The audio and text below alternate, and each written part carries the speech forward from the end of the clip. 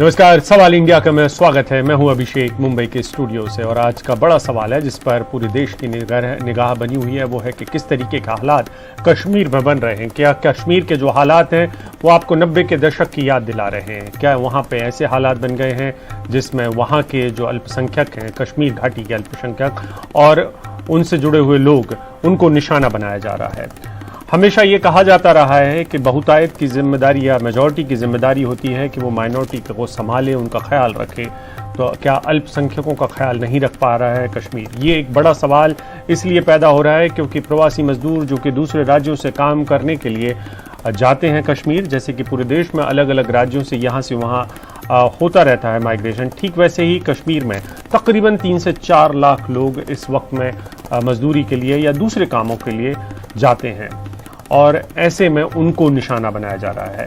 ये आतंकियों की एक नई रणनीति हो सकती है या ये आतंकियों ने जानबूझकर एक ऐसा कोई पैमाना बनाया है जिसमें वहाँ पर रहने वाले कश्मीरी पंडित और जो मजदूर हैं, प्रवासी मजदूर हैं, उनको निशाना बनाया जा रहा है। इसी सिलसिले में अब तक उन्होंने 11 लोगों की हत्या की है पिछले 1 महीने में और जो लोग ताज़ा लोग मारे गए हैं, जो ताज़ा तरीन घटना है वो बिहार के मजदूरों की है, जो कि बेहद गंभीर बात है और इसको लेकर नीतीश कुमार ने बात भी की है वहाँ के उपराज्यपाल से। और इस सब की जिम्मेदारी वहाँ के एक रेजिस्टेंस फ्रंट ले रहा है जो कि एक नया नवेला सा आतंकी संगठन कहा जा सकता है क्योंकि इसकी पहली आमद सुनाई दी थी 2019 में अक्टूबर में जब इसने एक ग्रेनेड हमला किया था, लेकिन तब के बाद से अब 2021 में, तब जब इंटरनेट दोबारा एक तरीके से पूरी तरीके से बहाल हो चुका है कश्मीर में, तब इसकी आवाज़ फिर से सुनाई दे रही है। तो एक बड़ा सवाल है कि क्या आतंकियों ने चेहरा बदल लिया है? ये सवाल इसलिए उठ रहा है कि लश्कर-ए-तैयबा के जो सपोर्टर्स थे उनको ख़त्म करने के बाद हिज़्बुल मुजाहिदीन और दूसरे जो संगठन हैं जो भारत में एक तरीके से पनप रहे थे, उनको कश्मीर में जिस तरीके से सुरक्षा एजेंसियों ने ख़त्म किया, क्या एक नया आतंकी चेहरा है जो कि स्थानीय है और जिसमें कुछ ऐसे नौजवान या कुछ ऐसे लोग शामिल हो रहे हैं जिनको पहचानना बेहद मुश्किल है? क्या ये आतंकियों की नई रणनीति है जिसका सामना सुरक्षा बल और पूरा कश्मीर कर रहा है? तो इसी मसले पर चर्चा के लिए हमारे साथ 2 वरिष्ठ मेहमान हैं। Lieutenant general retired Sanjay Kulkarni हैं जो हमारे साथ जुड़ेंगे।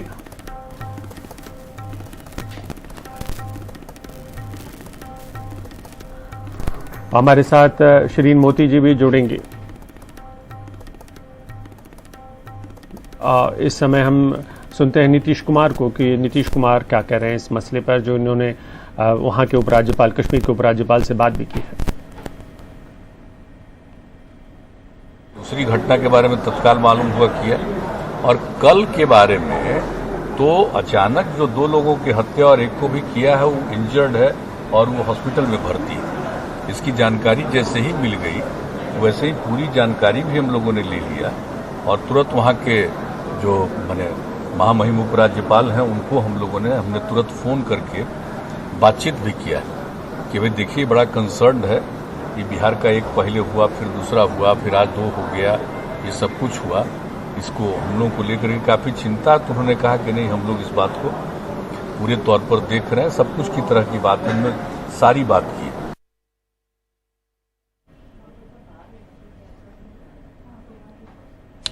हमारे साथ कश्मीर मसलों पर बात करने के लिए शिरीन मोती हैं, प्रोफेसर हैं।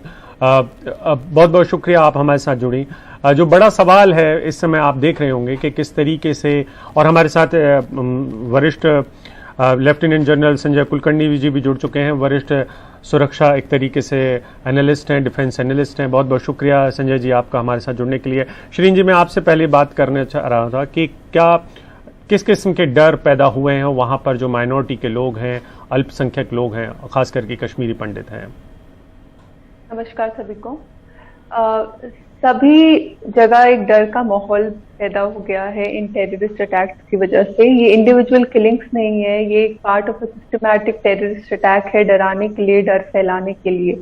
मुझे इस बात का डर है जो अभी रिसेंट किलिंग्स हुई है, वो जो हाल ही में कश्मीरी पंडितों की वहां वैली में किलिंग हुई थी, उससे डीरेल करने की एक साजिश रची जा रही है ताकि ये दिखे कि आप एक पर्टिकुलर कम्युनिटी को नहीं टारगेट कर रहे हैं पर आप सभी माइग्रेंट्स को भी टारगेट कर रहे हैं और कश्मीरी पंडितों को भी एक माइग्रेंट कम्युनिटी समझा जा रहा है वैली में, जो बहुत ही अफसोस की बात है और कश्मीरी पंडित इस बात से काफी दुखी है।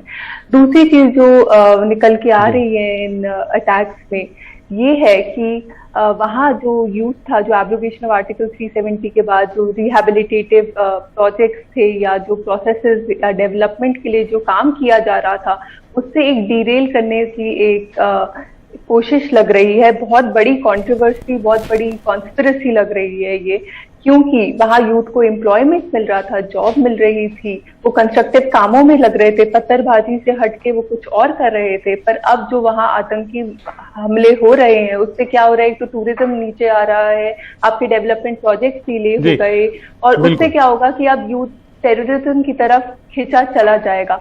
और तीसरी बात जो मैं यहाँ कहना चाहूंगी, ऐसा हो सकता है कि कश्मीरी जो बाकी पार्ट्स ऑफ इंडिया में काम कर रहे हैं या आउट ऑफ इंडिया भी काम कर रहे हैं, उन पे अटैक शायद इंटरनेशनल फोर्सेस करने लग जाए, एक डिस्टेबिलिटी क्रिएट करने के लिए, और ये सबके लिए एक चिंता का विषय बनता जा रहा है। बिल्कुल, ये बहुत बिल्कुल ऐसा हो भी सकता है, नहीं भी हो। हमारे साथ संजय जी भी हैं। संजय जी, सुरक्षा के लिहाज से आप किस तरीके से देखते हैं? आपकी नज़र होगी पिछले कुछ वक्त में जिस तरीके से सिविलियंस को मारा जा रहा है, 11 लोगों की हत्या की जा चुकी है। दूसरा ये कि क्या वहाँ पर आतंकी अपना चेहरा बदल रहे हैं? क्या ये इसको एक स्थानीय नेटवर्क की संज्ञा दी जा सकती है? और क्या हम 90 के दशक की का जो मिलिटेंसी थी या आतंकवाद था, क्या हम उसकी तरफ दोबारा बढ़ रहे हैं वहां पे? अभिषेक जी, मैं ये कहूंगा कि ये पूरा सब कुछ जैसे आप कह रहे थे वो सब मिलकर के थोड़ा बहुत इसमें शामिल है। सबसे बड़ी बात यह है कि आर्टिकल 370 के एब्रोगेशन के बाद जो पाकिस्तान को लगा कि एक ऐसा माहौल पैदा हो जाएगा कश्मीर घाटी के अंदर कि सारे जो कश्मीरी हैं वहां के, खासकर मुसलमान जो हैं, वो एक तरीके से आक्रोश पैदा होगा और वो उनके साथ मिल जाएंगे।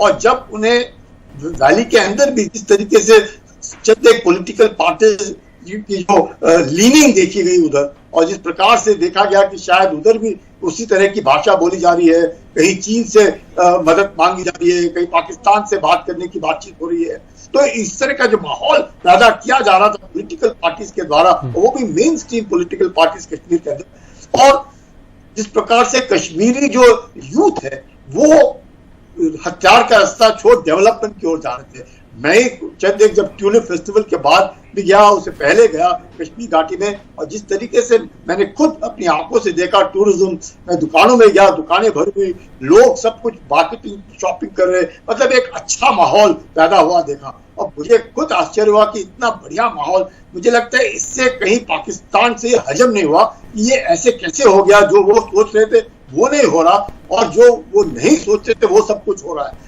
उस चीज को देखते हुए मुझे लगता है आईएसआई ने अपनी स्ट्रेटेजी बदली की, और वो स्ट्रैटेजी थी कि किस प्रकार से टारगेट किलिंग्स की जाए, और टारगेट किलिंग भी पार्ट टाइम मिलिटेंट्स के द्वारा। ये वो लोग जो पुलिस के इसमें लिस्टेड नहीं है लोग और लश्कर तैयबा के नहीं है, पर उनके मुखाटे जरूर हैं, चाहे वो रेजिस्टेंस फ्रंट हो या जो भी जैसी भी है, लेकिन उनके द्वारा टारगेट किलिंग्स किया जाए जिससे कश्मीरी गैर कश्मीरी इनके बीच में दरार पैदा की जाए, एक तरह से खौफ का माहौल पैदा किया जाए, उन्हें 90 के दशक की याद दिलाई जाए, और धीरे धीरे करके मुझे लगता है इसके पीछे एक और मंशा थी, क्योंकि कश्मीरी पंडित जो है वो वापस वैली में जाने की सोच रहे थे, जा भी रहे थे, बाहर के भी जो गैर मुल्क के लोग, अपने गैर प्रदेश के लोग हैं वो भी जा रहे थे। तो ये प्रॉपर्टीज जो है वहां से 70,000 कश्मीरी फैमिली जो है, पंडित की फैमिली वहां से माइग्रेट हुई है, उनकी जो प्रॉपर्टीज है वो इनके हाथ में है, और इनके हाथ में होने के कारण उन्हें लगा कि अगर वापस आ गए तो उनकी प्रॉपर्टीज के ऊपर वे वापस अपना कब्जा जमाएंगे, तो वो भी उनको कश्मीरियों को, अब जो वहां के लोग थे उनको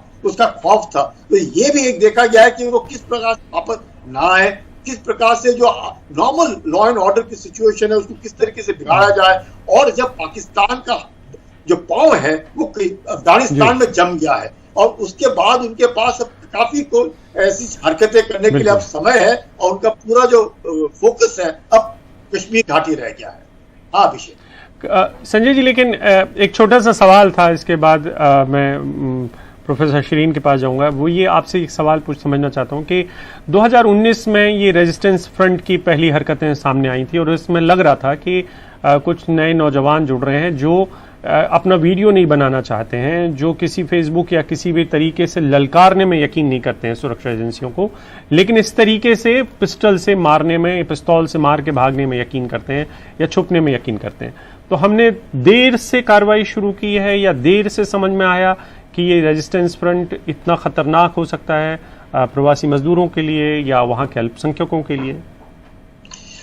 अभिषेक जी, बात ऐसी है, आप क्या है, कई एक मैं कहूंगा कि मेरी राय में उधर मैंने देखा कि तकरीबन 70% लोग जो हैं वो मेन स्ट्रीम में आना चाहते हैं, अपना मतलब अच्छा रहना चाहते हैं, डेवलपमेंट चाहते हैं, सोचते हैं कि ये सब बेकार है और मेन स्ट्रीम में जाकर के अच्छा रहना चाहिए, पढ़ना चाहिए, आगे बढ़ना चाहिए, देश के साथ रहना चाहिए। लेकिन कई एक ऐसे लोग हैं, जैसे आपने कहा रेजिस्टेंस फ्रंट से, अब ये जो लोग हैं, ये उनको जो रेडिकलाइजेशन वो अलग तरीके से, मारो और भागो, एक को मारो हजारों को डराओ, वापस आवाम में जाकर के मिल जाओ, वन टाइम यूज और उसके बाद इसको इस्तेमाल ना किया जाए। और वो लोग ये जो हैं वो सोचते हैं कि एक बार उन्होंने क्या, उसके बाद जो उनको उसके लिए तोहफा मिलना था वो मिल जाएगा, उसके बाद वो बेस्ट में मिल जाएंगे और वापस सरकार की नौकरी करेंगे और फिर वो OGWs बने रहेंगे या स्लीपर सेल्स का काम करेंगे, पर इस तरह की हरकत नहीं करेंगे।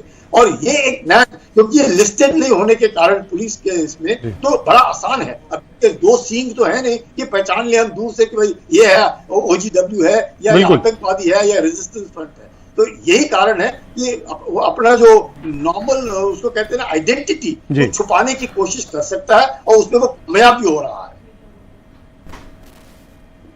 या अभिषेक जी बिल्कुल। प्रोफेसर शीरीन, आपकी बहुत सारे अल्पसंख्यकों से वहां पे बातचीत होती रहती होगी, इस समय वो पलायन के लिए मजबूर हैं और ठीक इसी किस्म का एक पलायन हम पहले भी देख चुके हैं। जो बचे खुचे लोग थे, जो बड़ी हिम्मत के साथ टिके हुए थे, वो भी शायद अब फौरी तौर पर पलायन कर रहे हैं कश्मीर में। आपको बहुत सारे संगठनों से ऐसी सूचनाएं भी मिल रही होंगी, आप उन संगठनों से कहीं से जुड़ी होंगी। जी बिल्कुल, जैसा पलायन आज हो रहा है वैसा ही 1990 में हुआ था, पर आज और तब में ये अंतर है कि आज हम और अवेयर हैं, आज हमारे पास सोशल मीडिया जनरेशन है। तब तो कभी पता भी नहीं चल रहा था कि क्या हो रहा है ग्राउंड लेवल पे, आज सबको पता है। पर अफसोस की बात ये है कि आज भी कुछ हो नहीं पा रहा in terms of helping Kashmiri Pandit stay in the valley of Kashmir. तो दुख की तो यही बात है कि आज भी वैसा ही टाइप का पलायन हो रहा है जो 1990 में हुआ था, और 30 साल की नॉलेज के बाद भी आज भी कश्मीरी पंडितों को कोई रिलीफ नहीं है। और हालांकि एब्रोगेशन ऑफ आर्टिकल 360 के बाद जो मनोबल था कश्मीरी पंडितों का, जो जज्बा था कि हम वापस जाएंगे, वहां प्रॉपर्टी खरीदेंगे, वहां एम्प्लॉयमेंट करेंगे, वहां फ्लरिश करेंगे इकोनॉमी को, और इवन सेंटर का जो सपोर्ट आया था, वो सब तो एक तरीके से हम सबका मनोबल थोड़ा कम हो गया। पर आज भी हम वापस जाना चाहते हैं, आज भी हम वहां सेटल डाउन होना चाहते हैं। दूसरी चीज जो हमें नजरअंदाज बिल्कुल नहीं करनी चाहिए वो ये है कि इंटरनेशनल इवेंट्स का क्या इफेक्ट पड़ता है कश्मीर में, बिकॉज कश्मीर एक बहुत ही स्ट्रेटेजिक पॉइंट भी है। तो जो हमारी नेबरिंग कंट्री में अभी रिसेंट रिजीम चेंजेस हुए हैं, उसकी वजह से जो टेररिस्ट ऑर्गेनाइजेशन है उनको एक एनकरेजमेंट मिल रहा है, उनका बहुत ही ज्यादा उनका मनोबल हाई हो गया है, और उस चक्कर में वो चाह रहे हैं कि जैसे उन्होंने एक जगह को ऑक्यूपाई किया, वैसे ही वो कश्मीर की लड़ाई भी अब जीत जाएंगे, जो कि बहुत ही खतरनाक है। और जो कश्मीरी बाकी स्टेट्स में रह रहे हैं या हिंदुस्तान से बाहर काम कर रहे हैं, उनपे भी अटैक होना शुरू हो सकता है। ये मुझे डर है, ये मुझे बहुत डर है। और जो मैंने थाउजेंड्स ऑफ फैमिली से बात की, कश्मीरी ऑर्गेनाइजेशन से बात की, बहुत शुक्रिया। अफसोस की बात है कि बहुत लोग वहां से निकलना चाह रहे हैं अब, क्योंकि उनकी जान को खतरा है। जी बहुत बहुत शुक्रिया professor Shireen. Lieutenant general Sanjay Kulkarni ji, आप हमारे साथ जुड़े। जो बड़ा सवाल है वो ये कि अल्पसंख्यक देश के किसी भी हिस्से में रहें, जहां पर भी वो अल्पसंख्यक है, वहां के जो बहुतायत में रहने वाले लोग हैं, मेजॉरिटी में रहने वाले जो लोग हैं, उनकी जिम्मेदारी है कि वो उनको संभालें और उनका ख्याल रखें। सुरक्षा बलों के लिहाज से एक मजबूत चुनौती सुरक्षा बल दे रहे हैं। एक बड़ा मसला इस वजह से भी खड़ा हुआ है कि जिस तरीके से आतंकियों ने अपने नए रूप बदलने शुरू किए हैं, पहले हमें पता था कि किस तरीके से पाकिस्तान की तरफ से मदद मिल रही है, तो क्या अब ये जो नए संगठन खड़े हुए हैं जैसे कि रेजिस्टेंस फ्रंट, इसके जड़ में कौन कौन है और किस तरीके से ये फैल रहा है, इसमें शायद थोड़ा सा वक्त लगे। तब तक बुरी खबरों को रोकना सुरक्षा बलों की पहली जिम्मेदारी होगी। वक्त एक ब्रेक का है।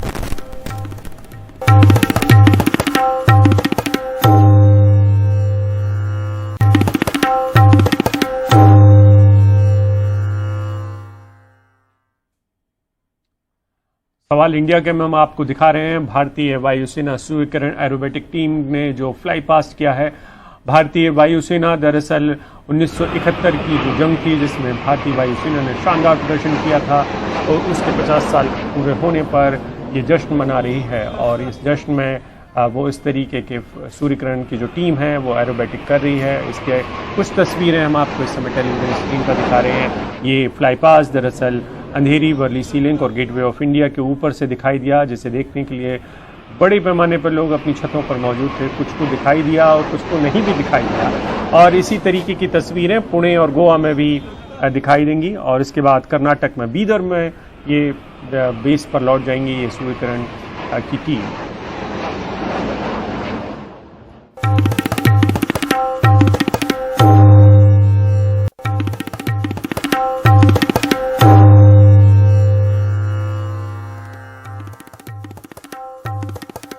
बात कर रहे हैं कि किस तरीके से किसानों के आंदोलन को आज और एक उसमें क्रम में एक और चीज़ जुड़ गई है, वो है कि रेल रोको आंदोलन, जिसका असर पूरे देश में कई जगहों पर दिखाई दिया है, खास करके उत्तर भारत में, जिसकी वजह से आज 30 से ज़्यादा ट्रेनें प्रभावित हुई हैं। कई ट्रेनों को रद्द करना पड़ा है और ये सब कुछ इसलिए हो रहा है क्योंकि लखीमपुर में किसानों के ऊपर गाड़ी चढ़ा दी गई थी और इसका इल्ज़ाम केंद्रीय गृह राज्य मंत्री अजय मिश्रा के बेटे आशीष मिश्रा पर है। आशीष मिश्रा जेल में हैं, उसके खिलाफ एफआईआर है और किसानों की मांग है कि अजय मिश्रा को बर्खास्त किया जाए और उनके खिलाफ भी एफआईआर की जाए और उनको गिरफ्तार किया जाए।